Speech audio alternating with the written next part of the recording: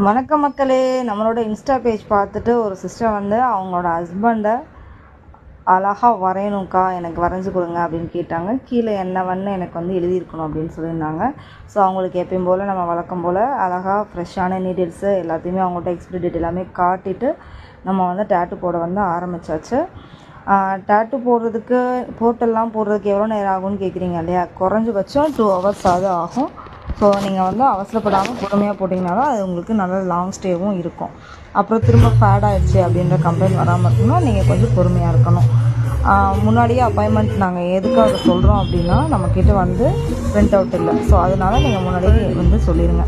உங்களுக்கு எவ்வளோ அழகாக அந்த டேட்டு போட்டிருக்கோன்றதை நீங்கள் பாருங்கள். வேணும் அப்படின்னா கண்டிப்பாக பிரணாசி பேர்ஸ் வந்து கான்டெக்ட் பண்ணுங்கள்.